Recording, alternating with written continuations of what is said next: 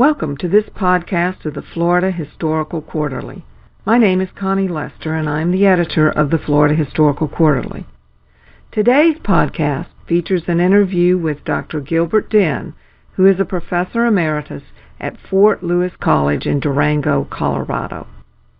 His article explores the myths and realities associated with the life of William Augustus Bowles, an 18th century character whose oversized claims to greatness have deluded many scholars. A thorn in the side of the British officials, the opportunist presented himself as the chief of the Creeks, a claim the Creeks consistently denied. His ability to navigate the treacherous waters of international politics for his own gain provides fascinating reading and an object lesson for researchers who take his word seriously. In addition to the featured article, the summer issue of Volume 89 contains articles by Peter A. Dumbuya, George B. Crawford, and Scott Hussey. Dumbuya, an associate professor in history at Fort Valley State University, is the author of the article Thomas D. Solaire Tucker, Reconciling Industrial and Liberal Arts Education at Florida's Normal School for Colored Teachers, 1887 to 1901. His work adds to recent articles on the origins of Florida A&M and early scholars who taught there.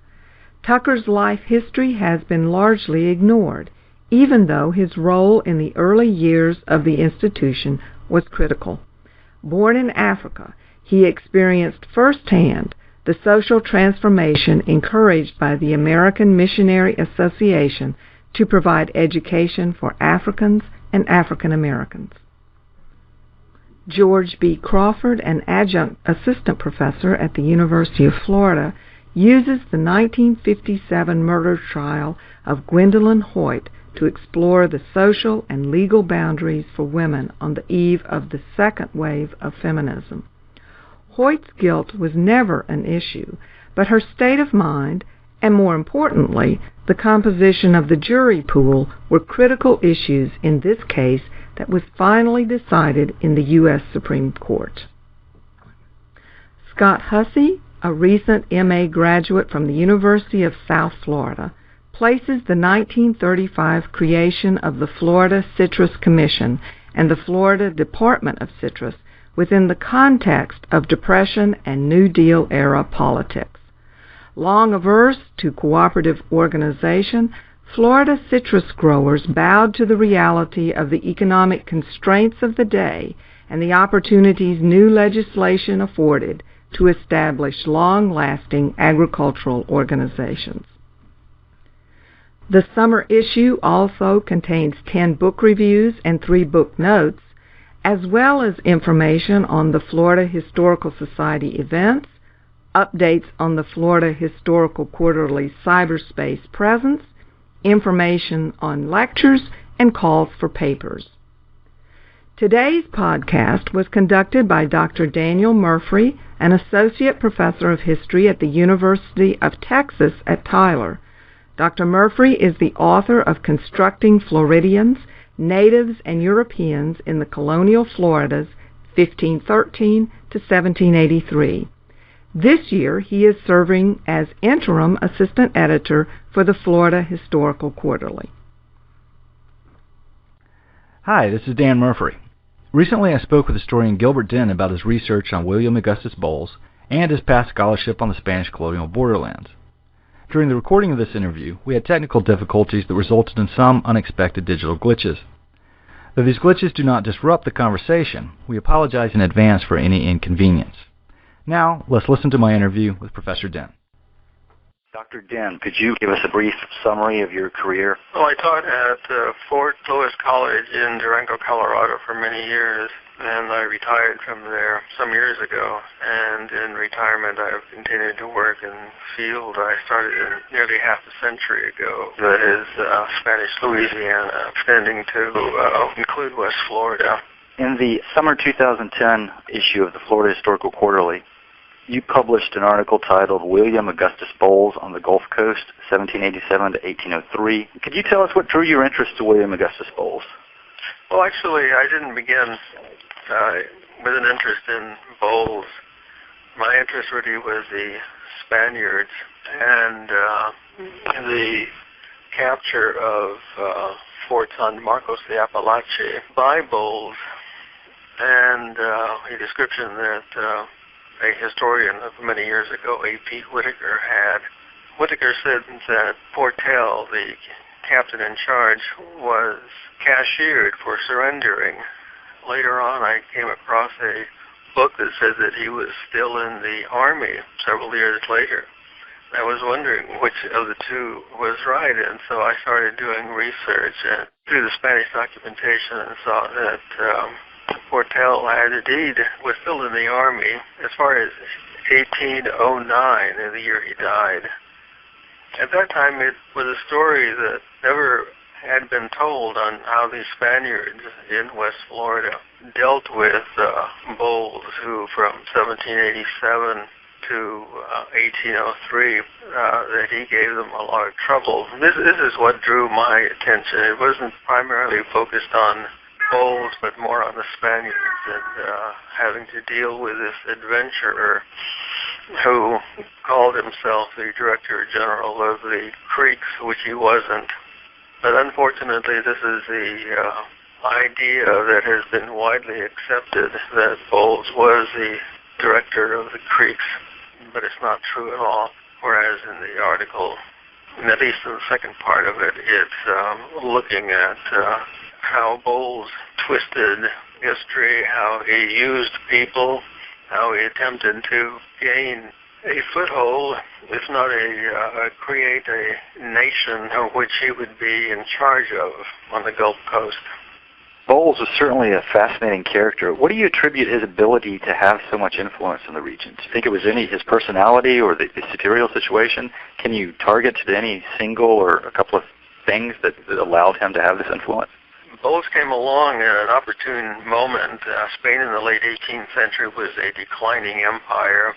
It was faced with many problems, both in the colonies with colonials and revolts that it had to deal with, and it also had very poor leadership in Spain with the king and a first minister who actually ran the government was very poor.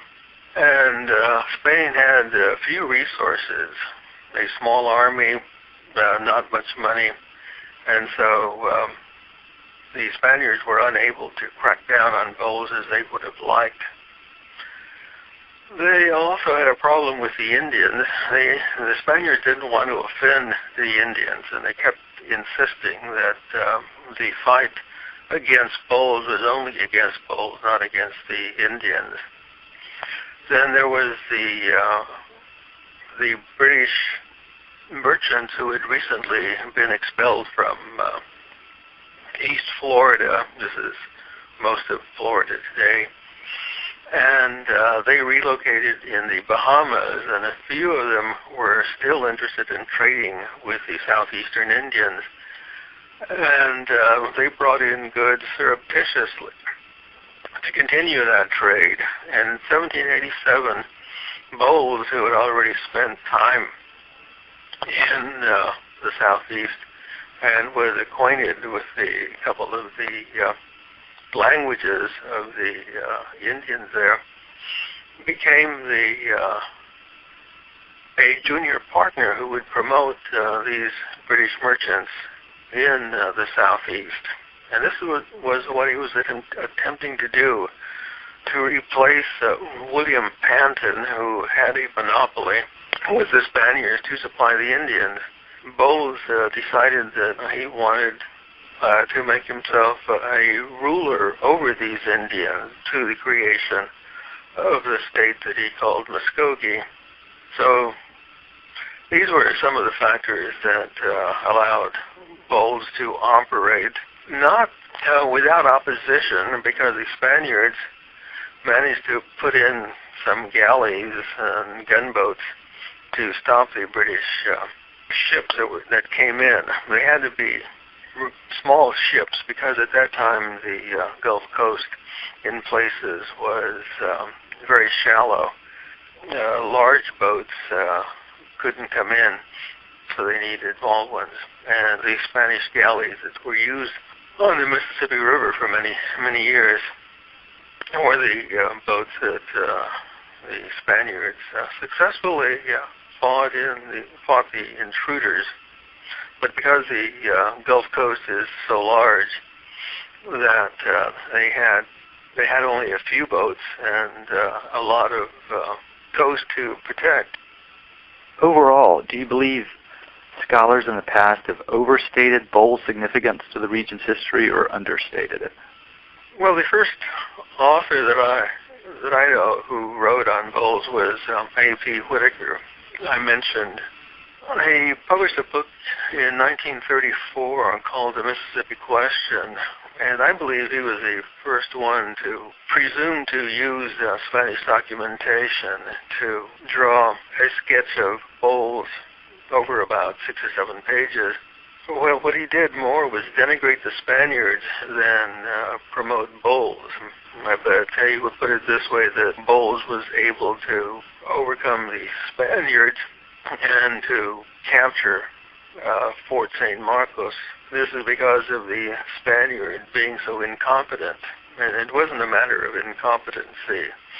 It was a matter of not having enough forces to resist Bowles and a good number of Indians, and because the commander of the Spanish galleys had failed to keep in touch with the fort. And this allowed Bowles to be successful. Whitaker published many errors about Bowles and the Spaniards. In this synopsis, then in 1967, J. Leach Wright published a book which he called William Augustus Bowles, Commander... some type of general, or... Oh, yes. This was something that Bowles himself dreamed up, and he called himself this all the time. And many of the Creeks didn't consider him that. Bowles at one point even considered himself Creek chief, but there was a Creek speaker. This is a speaker for the nation.